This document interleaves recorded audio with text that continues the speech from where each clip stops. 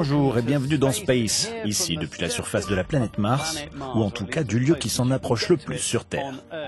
Je suis ici au Royaume-Uni et en Belgique pour rencontrer ceux qui travaillent sur ExoMars, une mission européenne et russe qui a pour but d'explorer la planète rouge et d'y chercher des traces de vie. Allons voir où ils en sont.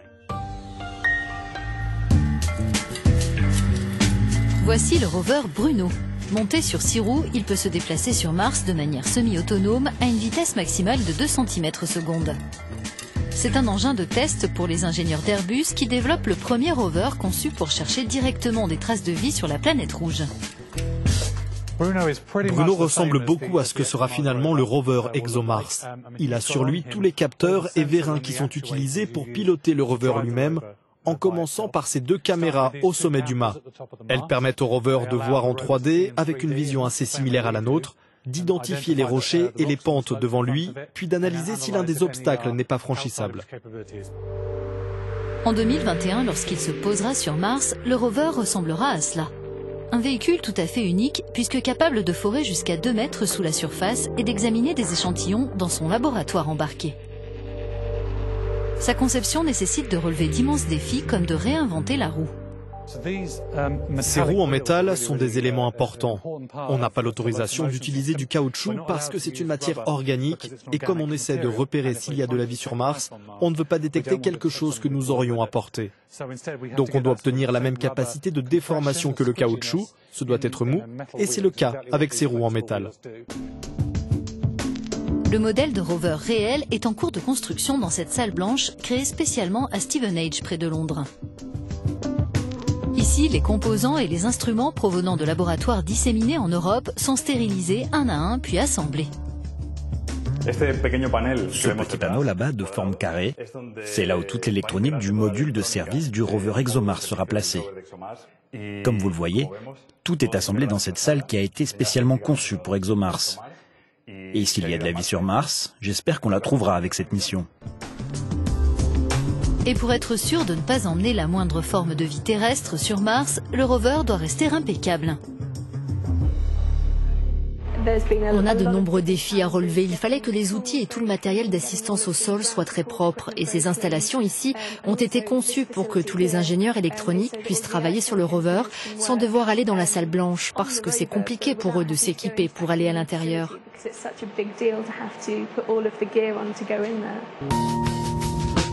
Cette mission de l'Agence spatiale européenne, l'ESA, et de son homologue russe, Roscosmos, a fait décoller en 2016 son premier engin à destination de Mars, baptisé TGO pour Trace Gas Orbiter.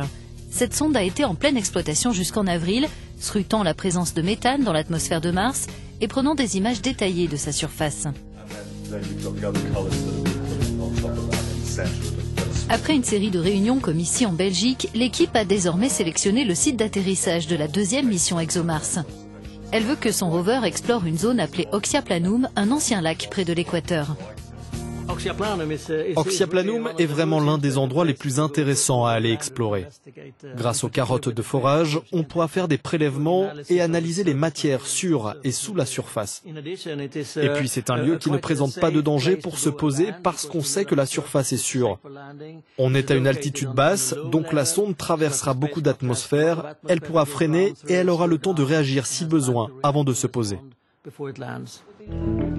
Le volet russe de la mission, c'est la plateforme d'atterrissage qui transportera le rover ExoMars. Celle-ci sera équipée d'instruments qui serviront à étudier l'atmosphère martienne. Il ne reste plus qu'à les livrer à temps. Il est clair que le lancement en juillet 2020 est un objectif ambitieux, puisque le développement des outils scientifiques de la plateforme d'atterrissage est critique, dans le sens où il a débuté bien après celui des équipements placés sur le rover lui-même.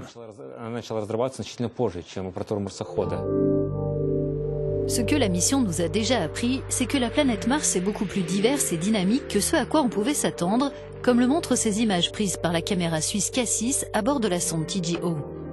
De plus, les scientifiques de l'ESA ont repéré de la glace d'eau juste en dessous de la surface de Mars, en de nombreux endroits. L'eau sur Mars est souterraine, on ne trouve pas de lac à ciel ouvert. Et l'eau est présente sous forme de glace, il y a de la glace sous la surface. L'eau liquide a toujours été considérée comme un prérequis pour la vie. Cela ne veut pas forcément dire qu'il y a de la vie sur place, mais c'est un ingrédient nécessaire pour qu'il y ait la vie. Mais qu'en est-il vraiment de la vie sur Mars?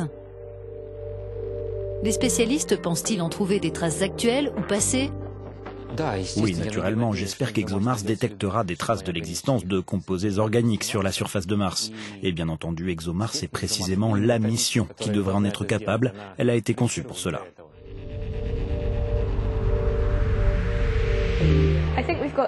Je crois que nous avons à bord les meilleurs instruments qui soient pour pouvoir détecter la vie. La grande avancée, c'est de pouvoir forer. On va pouvoir aller à des profondeurs où l'on pense pouvoir encore trouver d'éventuelles traces de vie actuelles ou anciennes. Personne n'a véritablement fait cela jusqu'à présent. Dans le cadre de cette nouvelle mission, il est prévu que le rover parcourt environ 4 km et creuse à 2 mètres sous la surface martienne, au moins en 6 endroits. S'il s'avérait qu'il trouve quelque chose, à quoi cela pourrait-il ressembler? Il est peu probable à ce stade qu'il s'agisse de petits hommes verts. Il s'agira probablement de bactéries parce que dans les zones les plus arides sur Terre, c'est la forme de vie la plus rustique que l'on connaisse. Donc il est assez probable que c'est cette forme de vie qu'on pourrait trouver sous la surface. Les années à venir changeront-elles notre vision de Mars? Nous le saurons après l'atterrissage de la plateforme sur la planète rouge en mars 2021. Nous poursuivons sur ce thème ici chez Airbus à Steven Age dans notre rubrique Ask Space, où nous posons vos questions sur l'univers à des experts. Et je suis avec Manish Patel de The Open University. Manish, nous avons eu beaucoup de questions sur l'exploration humaine de Mars. Chokrouk Yusupov demande « Quand les humains arriveront-ils sur Mars ?» Cela fait longtemps qu'on prévoit d'y envoyer des hommes. On y va depuis de nombreuses années avec des engins robotisés. Je crois que le moment est venu de nous rendre nous-mêmes sur place. Et cette idée s'impose avec l'arrivée de nouveaux acteurs commerciaux comme SpaceX qui changent les méthodes de lancement et de voyage spatial et la manière dont on peut aller sur Mars.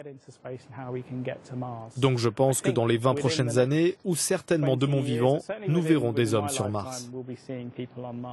Beaucoup d'internautes nous demandent comment les humains pourront vivre sur Mars. S'ils devront séjourner dans des dômes, sous la surface, s'ils devront emmener de l'oxygène avec eux. Qu'en pensez-vous? On aura probablement des dômes ou des cabines où on devra s'installer, comme dans la Station spatiale internationale. Elles seront sur la surface de Mars. Elles nous permettront de nous protéger du rayonnement nocif et de la pression faible, mais aussi d'avoir une atmosphère respirable. L'une des choses essentielles dont on aura besoin sur Mars, c'est évidemment l'oxygène. Si on peut exploiter la glace qui, on le sait, est présente sur Mars, vu que la glace est formée d'hydrogène et d'oxygène, on pourra les séparer et produire de l'oxygène qu'on pourra respirer. Merci beaucoup Manish pour votre éclairage. Envoyez-nous vos questions sur l'univers grâce au hashtag AskSpace et nous essaierons d'y répondre. En attendant, retrouvez d'autres infos sur l'espace sur euronews.com.